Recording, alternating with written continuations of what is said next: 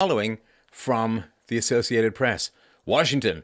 President Donald Trump is making another hardline immigration play in the final days before the midterm elections, declaring that he wants to order an end to the constitutional right to citizenship for babies born in the United States to non-citizens. Most scholars think he can't implement such a change unilaterally. Okay, so we're going to get into the birthright citizenship issue, but let me just point out the rampant fake news embedded all over the place in just this particular paragraph. So it's not a policy change. It's not a political proposal. It's a hardline immigration play. In other words, it's a cynical ploy to appeal to its base, dog whistles, blah, blah, blah, right? It's an immigration play. It's not something that his voters desperately want and that in part he was elected to achieve. Declaring that he wants to order an end to the constitutional right to citizenship. There is no constitutional right to citizenship for babies born into the United States to illegal aliens. Just want to point that out, and we'll get into the details as to why. Wants to order an end to the constitutional right to citizenship for babies born in the United States to non-citizens. Now, see, non-citizens is not an accurate way of putting it because, you can be an immigrant wending your way through the system without being a citizen. So they're not talking about non-citizens. They're talking about people in the country illegally. It's like calling bank robbers non-depositors. It's like, well, I guess that's kind of true, but it's not really. And so most scholars think he can't implement such a change unilaterally. See, they say unilaterally and compare Trump's supposed hardline immigration play to scholars who know stuff and are right about things. And the idea that he would impose this unilaterally when he has a massive and clear mandate to deal with these kinds of issues from a very vast and energetic voting population, well, it's not unilateral if he's reflecting the will of the people. Isn't that kind of what democracy is supposed to do? Well, only when the person in charge is on the left. So the AP goes on to say, with 7 days to go before high-stakes elections that he has sought to focus on fear-mongering over immigration, Trump made the comments to Axios on HBO. Trump, seeking to energize his supporters and help Republicans keep control of Congress, has stoked anxiety about a caravan of Central American migrants making its way to the U.S. Mexico border. God, they're good. It's such compressed foolishness and falsehood and manipulation. So he's just fear-mongering over immigration. Just fear-mongering. The fact that third world immigrants tend to be enormously unemployed, tend to be enormously on welfare, tend to have very little future and are overwhelming public services and overwhelmingly vote to the left. It's just, there's nothing to be scared of other than facts. So it's the fear-mongering. Seeking to energize his supporters, right? So this is the idea that he's, conducting this xenophobic, paranoid ban from hell, from his podium and so on. Stoked anxiety about a caravan of Central American migrants making its way to... He's just stoked anxiety. The fact that there are thousands and thousands of military-age men marching towards the border, a lot of whom seem to have confessed to fleeing places like Honduras because they're fleeing their own criminal activities or accusations thereof. There's no reason to be alarmed, no reason to be afraid. And this is from reporters whose heads explode if a conservative walks in front of their studio or shows up in the backdrop somehow. There's no reason for anyone in America to be afraid of people swarming in across their borders and getting immediate access to legal representation and public services and healthcare and you name it, right? Dentistry. I mean, no reason, because, it's just a caravan. Caravans are fun, don't you know? And the idea, of course, that this is just the tip of the spear, right? I mean, if this group get through, I'm telling you, I guarantee you, hundreds of thousands, if not millions, are going to come swarming north. This is a trial balloon, right? The tip of the spear, see if they can get through. So, yeah, but he's just stoking anxiety. There's no real anxiety. He's just making it up. AP goes on to say, Trump has long called for an end to birthright citizenship, as have many conservatives. An executive order would spark an uphill legal battle for Trump about whether the president has the unilateral ability to declare that children born in the U.S. to those living here illegally aren't citizens. Most scholars think he can't.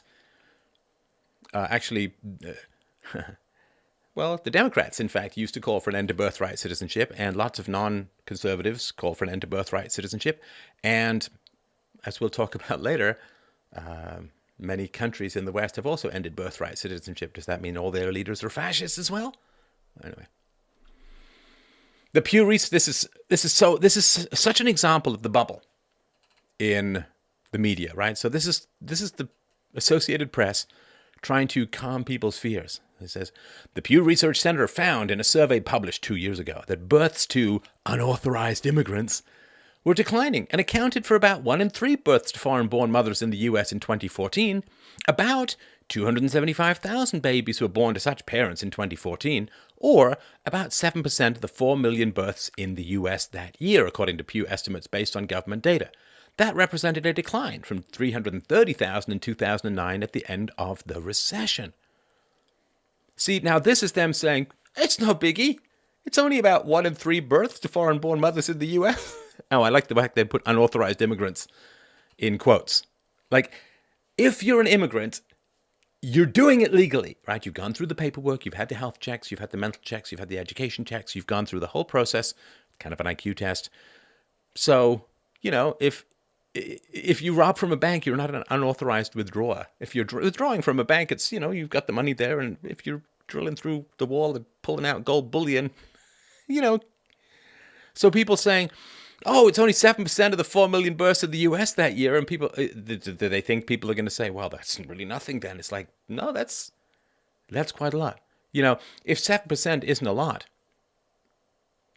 maybe you guys in the newsrooms could hire 7% Trump supporters to be your reporters. No, because 7% is just crazy and it's too much. And the idea too, oh, it's coming down, you see, because the economy was, you know, I mean, it's declining. It's declining. The recession didn't end in 2009. It's just been propped up, in my view, by debt. But crazy. So this is the issue, and I was like, okay, I think it's time to talk about this. So let's take a step through. So what's the history? 14th Amendment to the U.S. Constitution reads, in part, and I'm not going to do old-timey voice here, although I won't say I'm not tempted. So it says, all persons born or naturalized in the United States and subject to the jurisdiction thereof are citizens of the United States and the state wherein they reside. All right? Now, we'll get into this in more detail, but born or naturalized, born, of course, born in the United States to legal citizens, or naturalized, you have become an American citizen through the legal process of immigration and the achievement or attainment of citizenship. The key part is subject to the jurisdiction thereof. We'll get into that. Interestingly enough, the 14th Amendment was ratified in 1868. Right after the 13th Amendment, kind of after the Civil War. 13th Amendment, of course, made slavery illegal. Now, why did you get Civil War, 13th Amendment, 14th Amendment right afterwards? Well, the 14th Amendment was designed to protect the rights of native-born black Americans whose rights were being denied as recently freed slaves, of course, in the South. So pretty much the entire purpose of the 14th Amendment was to stop Democrats in the South from completely nullifying the entire Civil War and the horrors of 800,000 men killed and all that, because the Democrats in the South were continuing to deny citizenship rights to all the slaves that had been newly freed. So, as usual, D'Souza, Democrats, this one is on you. So it was not designed so that women could stagger across the border at 8.5 months, drop a baby in the U.S. dirt, and suddenly gain anchor babies by which they could claw their entire village over the border in chain migration. So no, it had nothing to do with immigration. We'll talk about that.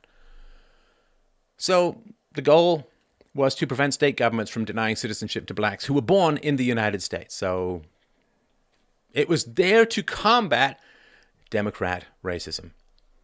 Now, of course, why did it not have anything to do with immigration? Because in 1868, the U.S. didn't have any formal immigration policy. So the authors of the 14th Amendment had no need to address immigration explicitly. They didn't need to talk about it. So it was an amendment to the Constitution. A change in the Constitution is a very serious business. And what was the actual intention behind it? And what was the thinking behind it?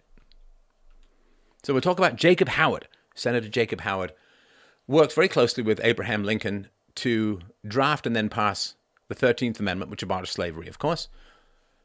Jacob Howard also served on the Senate Joint Committee on Reconstruction, which drafted the 14th Amendment. And so, he had something to say about it. In 1866, Jacob Howard clearly defined the intent of the 14th Amendment. And I quote, "Every person born within the limits of the United States and subject to their jurisdiction is by virtue of natural law and national law a citizen of the United States. This will not, of course, include persons born in the United States who are foreigners, aliens, who belong to the families of ambassadors or foreign ministers accredited to the government of the United States, but will include every other class of persons. It settles the great question of citizenship and removes all doubt as to what persons are or are not citizens of the United States. This has long been a great desideratum in the jurisprudence and legislation of this country." So, again, we'll get into this in more detail, but let's just talk about this for a second. It's very, very important stuff. Born within the limits of the United States. So that's geography. Limits means, right, think of city limits, right? So limits just means the geography. So if all he meant, or all the 14th Amendment meant, was you just dropped a baby somewhere in the continental United States or any of its states, then they would have just said born within the limits of the United States, but they add this thing, and subject to their jurisdiction. And subject to their jurisdiction. So, for example, ambassadors can sometimes have diplomatic immunity, or they may be subject to certain laws in their home countries and so on, subject to that. And think of embassies, right? The embassies are considered soil of the other country and so on, right? So he says very clearly, this will not, of course, include persons born in the United States who are foreigners, who are just there for a visit, aliens, right? People who've come in illegally, and who belong to the families of ambassadors or foreign ministers, blah, blah, blah, right? So include every other class of person. So subject to their jurisdiction means, well, actually we'll get into it more, but it means subject to the United States laws and the jurisdiction of the United States and to no other country. So the phrase subject to the jurisdiction thereof was designed to exclude American-born persons from automatic citizenship if their allegiance to the United States was not complete. Since illegal aliens are unlawfully in the United States, their native country has a claim of allegiance on the child. Thus, the completeness of their allegiance to the United States is impaired, which therefore precludes automatic citizenship. So this is all very clear from the framer of the... and you can't just make stuff up later. Well, we think he meant this. Just listen to what the man said. That was what was voted on. That was what was passed. That's what has to be accepted. So this idea that there's some constitutional right to birthright citizenship is completely false. I mean, I don't know who these scholars are, but what do I know? So the correct interpretation of the 14th Amendment is that an illegal alien mother is subject to the jurisdiction of her native country, as is her baby. So, all persons born or naturalized in the United States and subject to the jurisdiction thereof are citizens of the United States and the states wherein they reside. So this is called, or could be called, the Citizenship Clause of the 14th Amendment. As I mentioned, jurisdiction does not refer to mere physical boundaries. If geographical boundaries were intended, the framers would have simply used that word limits instead of adding the word jurisdiction.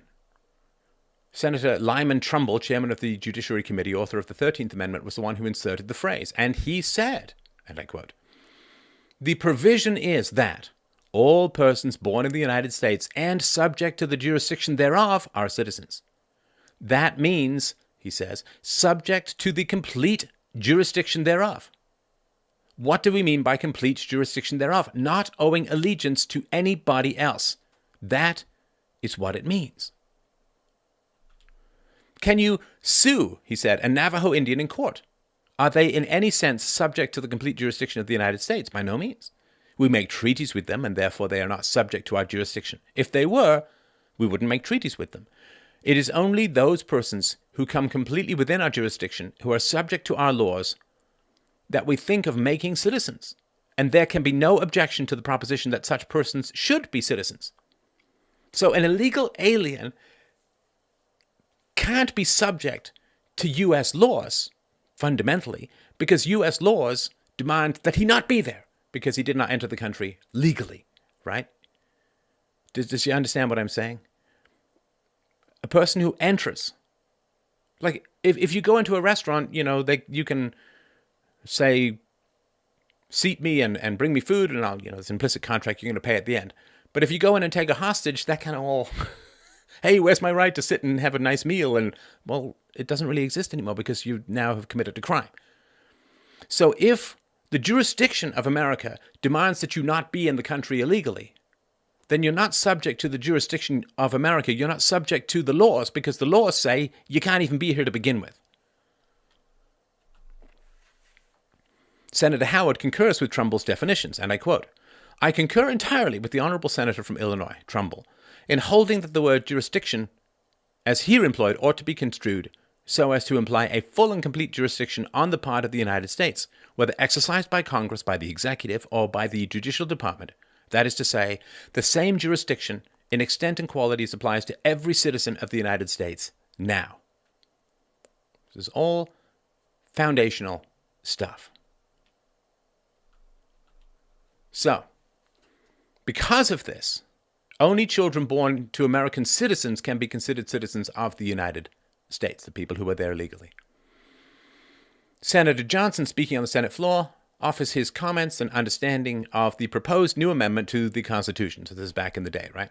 And I quote, "Now, all this amendment, citizenship clause provides is that all persons born in the United States are not subject to some foreign power, for that no doubt is the meaning of the committee, who have brought the matter before us, shall be considered as citizens of the United States."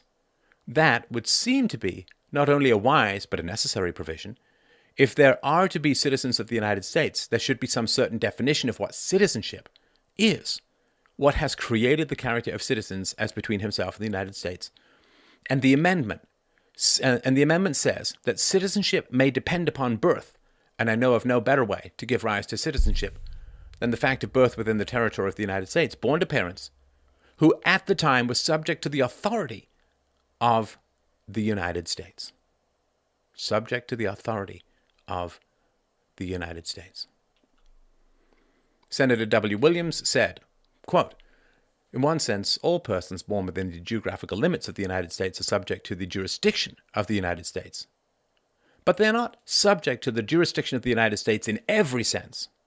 Take the child of an ambassador. In one sense, that child born in the United States is subject to the jurisdiction of the United States because if that child commits the crime of murder or commits any other crime against the laws of the country, to a certain extent he is subject to the jurisdiction of the United States, but not in every respect.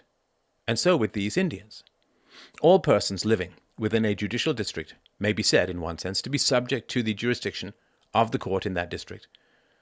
But they are not, in every sense, subject to the jurisdiction of the court until they are brought by proper process within the reach of the power of the court. I understand the words here, subject to the jurisdiction of the United States, to mean fully and completely subject to the jurisdiction of the United States. Seems clear to me. Kind of unambiguous. Now, we're talking 1866. Representative John Bingham of Ohio affirmed the understanding and construction used by the framers in regards to birthright and jurisdiction while speaking on civil rights of citizens in the House on March 9th, 1866. Quote, "I find no fault with the introductory clause as 61 bill, which is simply declaratory of what is written in the Constitution, that every human being born within the jurisdiction of the United States of parents not owing allegiance to any foreign sovereignty is, in the language of your Constitution itself, a natural-born citizen." Now, there's further convincing evidence for the demand of complete allegiance required for citizenship, and that is found, of course, in the naturalization oath of allegiance to the United States of America. This, of course, is required to become an American citizen of the United States, and it reads in part, and I quote, "I hereby declare on oath that I absolutely and entirely renounce and abjure all allegiance and fidelity to any foreign prince, potentate, state, or sovereignty, of whom or which I have heretofore been a subject or citizen." Now, there is the rather exciting issue of dual citizenship, and most importantly, of course, it seems to be politically dual citizenship with Israel, but that is a topic for another time. So, the Constitution of the United States does not grant citizenship at birth to anyone who happens to be born within the geographical borders of America. Let's say you're flying over America on your way to somewhere else. Anyway,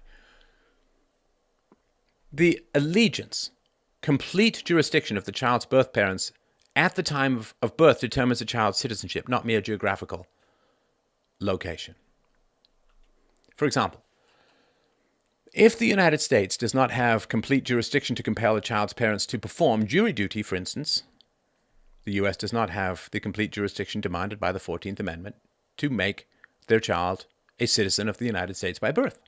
So if you're, let's say, a Canadian snowbird and you're down there for a couple of months in the winter, can you be compelled to perform jury duty? Well, no, because you're not subject to the complete jurisdiction of the United States. You understand, right? Now, over a century ago, the Supreme Court correctly confirmed this restricted interpretation of citizenship in the so-called slaughterhouse cases. Boy, they really knew how to name their cases back then, didn't they? Elk v. Wilkins, the phrase, subject to its jurisdiction excluded from its operation, quote, children of ministers, consuls, and citizens of foreign states born within the United States. Citizens of foreign states born within the United States. Well, of course, if you're in America illegally, you are still a citizen of a foreign state, right? So if you come from Mexico over the border and you're in America illegally, you are still a citizen of Mexico. You are not a citizen of the United States. You are not subject to the complete jurisdiction of the United States.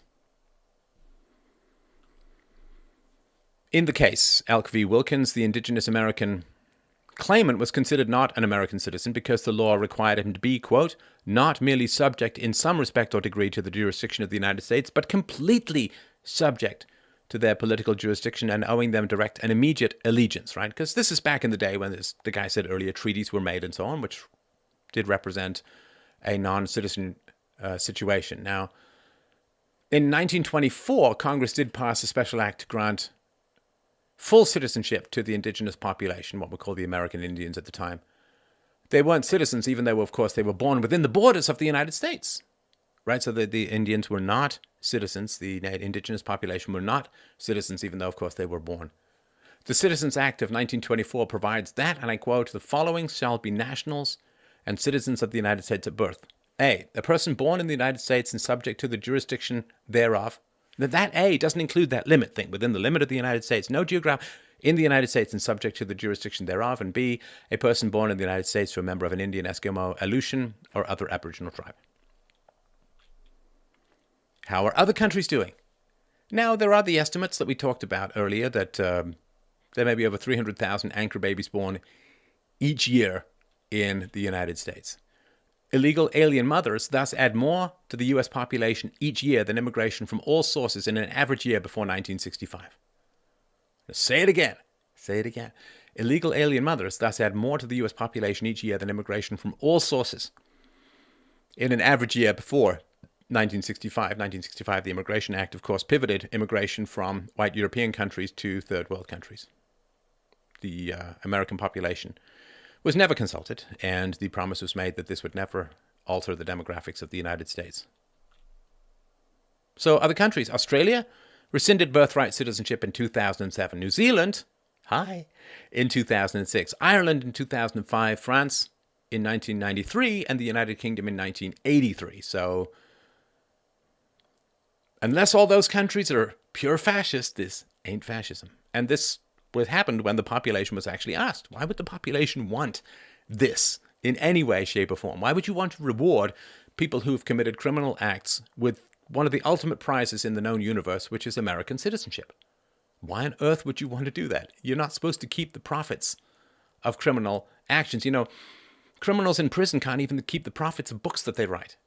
If you steal $1 million from the bank and then you give it to your adult kid doesn't get to keep it. You don't get to hand down the proceeds of a crime and get to keep those. And being an illegal alien is being a criminal.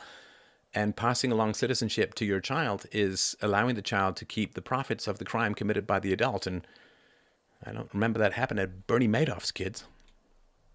So the United States and Canada are the only remaining industrialized nations to grant automatic citizenship to every person born within the borders of the country, regardless of their parents' nationality or immigration status. So, how did this come about? You can get more of this surrounding Ann Coulter's excellent book, Adios America, but what happened? Well, 1982. See, that's how far back it goes. Was there a constitutional amendment that went through the whole process? Remember Phyllis Schlafly pushing back against the Equal Rights Amendment? Do you remember this whole conversation about? No. Just created out of nothing. Automatic citizenship for anyone born in the U.S. was created by Justice William Brennan and inserted into a footnote in a 1982 Supreme Court case. You know, a footnote in a court case. Just like the founders didn't intend. So Justice Brennan slipped a footnote into a 5-4 decision in Plyer versus Doe, saying that, quote, no plausible distinction, end quote, could be drawn, quote, between resident aliens whose entry into the United States was lawful and resident aliens whose entry was unlawful. I'm no lawyer. I must tell you that. You know that. I find that a little implausible. No plausible distinction can be drawn between people obeying the law and breaking the law? You know you're a judge, right? You know that's the entire point. You have one job, which is to determine what is legal and what is illegal. If you say that there's no plausible distinction between people who are obeying the law and people who are wantonly and knowingly violating the law, I guess we're going to see what's underneath those robes, because you need to take them off. Madness. Now, do you remember how, conservatives are ones, right? In 1993, Nevada Democratic Senator Harry Reid introduced a bill that would clearly end citizenship for the children of illegal aliens. And I quote, if you break our laws by entering this country without permission and give birth to a child, we reward that child with U.S. citizenship and guarantee full access to all public and social services this society provides. And that's a lot of services. Is it any wonder that 2/3 of the babies born at taxpayer expense in country-run hospitals in Los Angeles are born to illegal alien mothers? In 2003, 70% of the 2,300 babies born in Stockton's San Joaquin. Yaquin? I should know this. I'm so sorry. I normally check the pronunciations before these shows. Joaquin, Phoenix. General Hospital's maternity ward were anchor babies. And you know what happened to Stockton? Kind of went bankrupt. So, yeah, two-thirds of the business back in 1993. 2/3 of the babies born at taxpayer expense in county-run hospitals in Los Angeles are born to illegal alien mothers. I mean, when I was younger, I had this belief, right? I guess maybe you did too. They live in the shadows. They live in boxes under bridges. No. They go wandering into hospitals and they get government-subsidized healthcare and send their kids to school. And Judge Richard Posner, the most cited federal judge, wrote a concurring opinion in 2003 with the sole goal of asking, if not downright begging Congress to rethink, quote, awarding citizenship to everyone born in the United States, end quote. Justice Brennan's invented constitutional right, he's referring to this footnote from 1982, he said was luring, quote, illegal immigrants whose sole motive in immigrating was to confer U.S. citizenship on their as-yet unborn children. And you have one of these anchor babies, man, you can just get tens of thousands of dollars in benefits and free stuff. It is jackpot baby, it's also been called. And this is terrible. Terrible. It doesn't exist in the Constitution. It's a footnote. But it's a footnote that's extraordinarily useful to the leftists. So let's just talk about the big picture stuff. From details to the big picture, the general arc and swing of the show. So let's talk about this. So 1965 was the time that the leftists began to really want to jig with immigration into the West. Now, was it because they were so anti-racist? No. It was because third world immigrants are going to vote for the left. Third world immigrants vote Democrat, they vote Labor, they vote for the left as a whole. And you can see this all over the place. I've done presentations on it. It's very, very clear. So they say, well, you can't judge other groups as a whole, but the whole point is that they bring these groups into the West because the groups are going to vote for the left. They know that they're different from the local population, but if the local population says they're different from me, you're a racist. But the whole point of bringing them in is to ginny up, put your thumb on the scale, and get votes for the left. This is what the left does.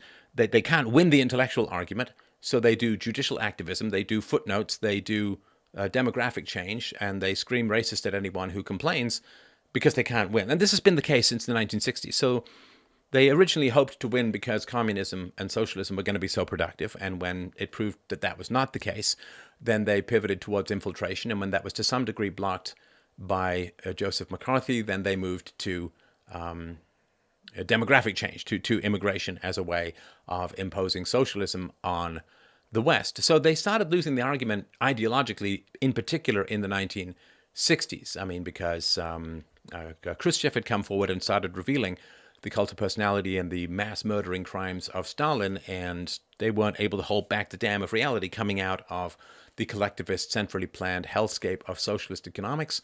So the fact that communism had been discredited by reason, Mises, history, evidence, facts, data, you name it, well, they weren't about to give up their position.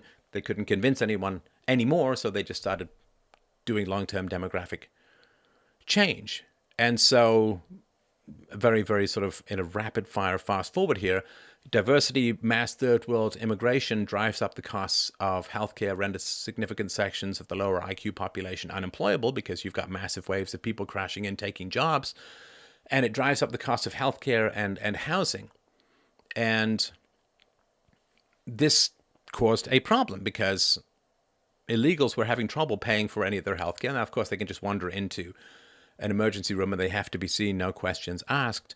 But what happened is the cost of housing went up, and therefore fewer people from the third world ended up in houses, so the government forced banks to start lending to unqualified people in order to bring the demographics up to what they perceived as equality. There was never any inequality, but for reasons I've gone into in other shows.